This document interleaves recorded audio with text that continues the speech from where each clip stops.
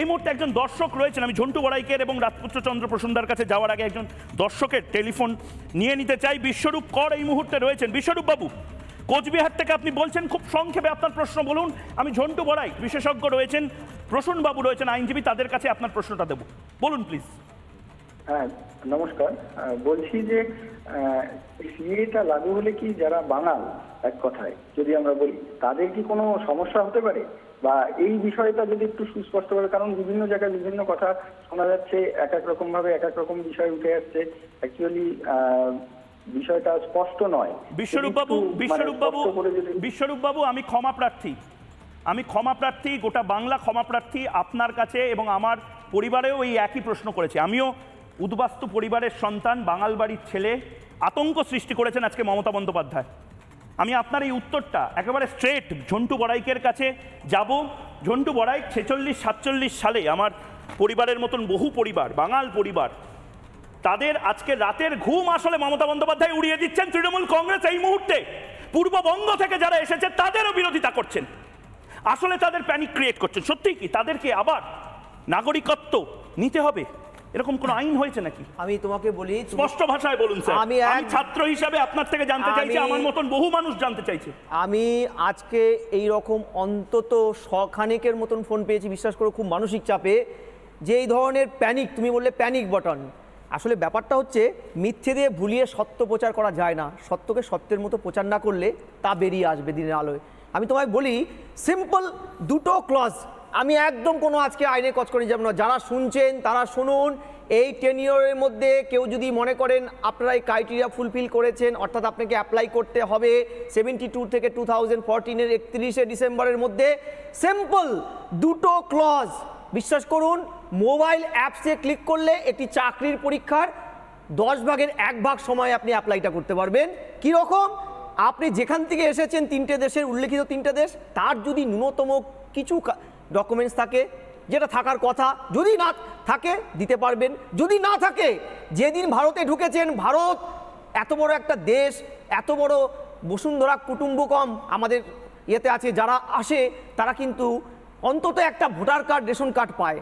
এটা বিশ্বাস করুন, সেই দেশ থেকে হয়তো কিছু আনতে পারেননি, ধরে নিলাম উদ্বাস্তু যারা যারা অত্যাচারিত পালিয়েছে।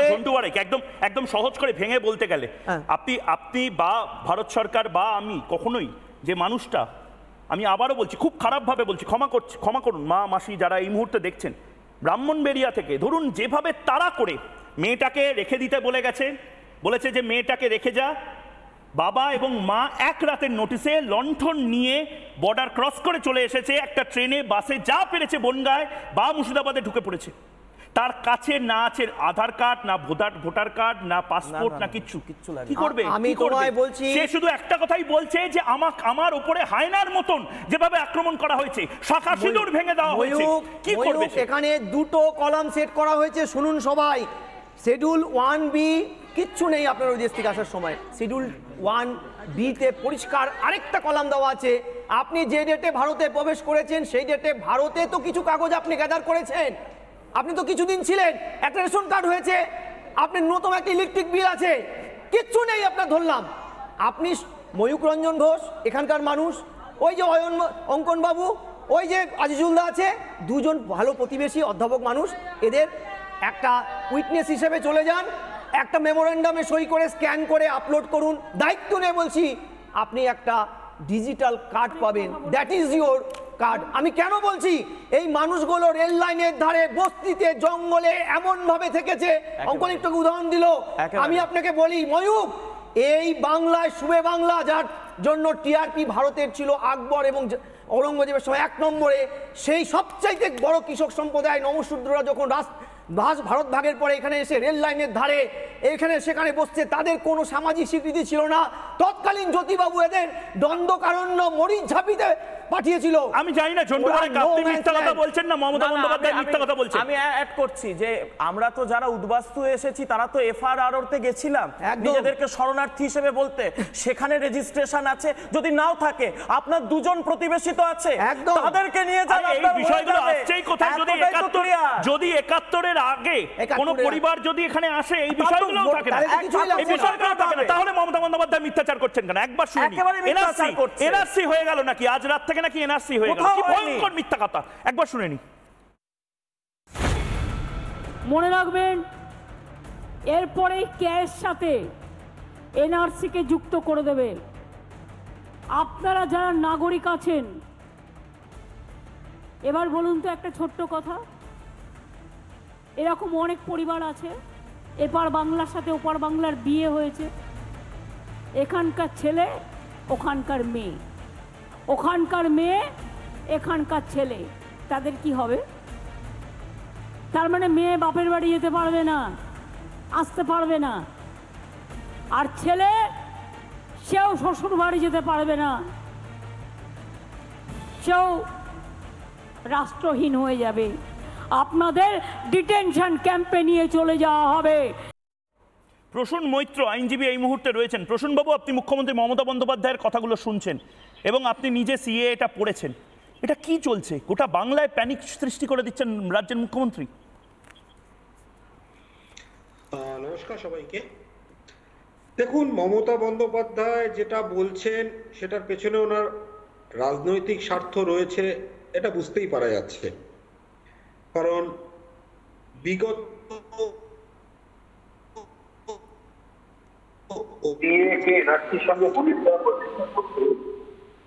এই এনআরসি 2018 সালে আসামে শুরু হয়েছিল সুপ্রিম কোর্টে তত্ত্বাবধানে, এবং সেক্ষেত্রে আমরা দেখেছিলাম বাঙালি হিন্দুদেরকে ওখানে পরিচয়হীন করে দেওয়া হয়েছিল এনআরসির অজুহাতে। তখন আমি নিজে বারবার মমতা বন্দ্যোপাধ্যায়ের কাছে এবং তার মন্ত্রকের কাছে বহুবার গেছিলাম যে আসামে এরকম ঘটনা ঘটছে, আপনারা উদ্যোগ নিন, কারণ স্বজাতি যখন বিপদে পড়ছে পাশের রাজ্যে আপনাদের উদ্যোগ নেওয়া উচিত। কিন্তু তার থেকে তার সরকারের থেকে আমি কোনো রকম সমর্থন পাইনি। তারপর যখন ড্রাফট এনআরসি পাস হলো এবং প্রায় 20 লক্ষ হিন্দু বাঙালিকে ডিলিস্ট করা হলো, তখন তিনি 3 জন এমএলএ-কে না এমপি-কে পাঠালেন, তারা গুয়াহাটি এয়ারপোর্টে গিয়ে তারা আটকানো হলো, অনেক নাটক টাটক হলো। সুতরাং মমতা ব্যানার্জি আদৌ বাঙালির এনআরসি নিয়ে বা সিএ নিয়ে কতটা সচেতন তা নিয়ে আমি এখনো সন্দিহান। কারণ আমি মনে করি না রাজনৈতিক স্বার্থ ছাড়া অন্য কোনো স্বার্থ তার রয়েছে। কিন্তু এখানে একটা ছোট্ট একটা গল্পের মতোই বলতে চাই, যাতে পার্সপেক্টিভটা আমরা ভালোভাবে বুঝতে পারি সিএ। যে একটা গল্প ছিল যে একজন পাদ্রী ছিলেন বিদেশে, কথা একজন পাদ্রী খুব ঈশ্বর ভক্ত ছিলেন এবং তিনি সবসময় ঈশ্বরের সাধনা করতেন, ঈশ্বরের প্রচার করতেন। তা এরকম সময় গ্রামে একদিন বন্যা আসলো। বন্যা আসার পরে এবার ইমার্জেন্সি অ্যালার্ট সিস্টেমে সবাইকে বলা হলো বন্যা আসছে, সবাই এলাকা ছেড়ে যান। পাদ্রী কিন্তু চার্চ ছেড়ে গেলেন না, কারণ তিনি বললেন ঈশ্বর আমাকে বাঁচাবে। আস্তে আস্তে গ্রাম খালি হতে লাগলো। লাস্ট যে দলটা তারা যখন চলে যাচ্ছে তখন তারা পাদ্রীকে বললো আপনি আমাদের সঙ্গে চলুন। সে বললো না না, আমার দরকার নেই, ঈশ্বর আমাদের সঙ্গে আছে, আমার সঙ্গে আছে। লাস্টে লাইফ বোট করতে কিছু রেস্কিউ পার্টি আসলো, তারা এসে পাদ্রীকে অনুরোধ করলো যে আর তো কেউ নেই গ্রামে, এবার চলুন, জল তো বাড়ছে, চার্চ ডুবে যাবে। তিনি দোতলার থেকে বললেন না না, তোমরা চিন্তা করো না, ঈশ্বর আমাকে বাঁচাবে। এবার জল দোতলাতেও উঠে এসছে, হেলিকপ্টার করে রেস্কিউ টিম এসছে যে পাদ্রী আপনি এবার তো চলুন, এবার তো ডুবে যাবেন আপনি। বলে তোমরা চিন্তা করো না, ঈশ্বর আমাকে বাঁচাবে। অবশেষে হেলিকপ্টারও ফিরে গেল এবং জল আরও বাড়লো, পাদ্রী মারা গেলেন। মারা যাওয়ার পর সেই পাদ্রী যখন ঈশ্বরের সঙ্গে তার গিয়ে স্বর্গে দেখা হলো, তিনি তো ঈশ্বরকে এই মারেন কে সেই মারেন, হ্যাঁ কেমন আক্কেল আপনার, আমি সারা জীবন আপনার প্রচার করেছি, আপনার প্রশংসা করেছি, আর আপনি আমাকে এরকমভাবে বন্যায় মেরে ফেললেন।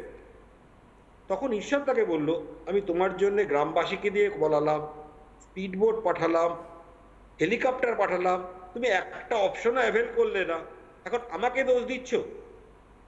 সেরকমভাবে বাংলাদেশ, পাকিস্তান, আফগানিস্তান থেকে আসা অমুসলিম উদ্বাস্তু যাদেরকে ধর্মীয় কারণে নিপীড়িত হয়েছে, শুধুমাত্র ধর্মীয় পরিচয়ের কারণে সেই প্রতিবেশী দেশগুলোকে নিপীড়িত হতে হয়েছে, তাদের জন্য সিএ চেয়ে ভালো বরদান আর কিছু হতে পারে না।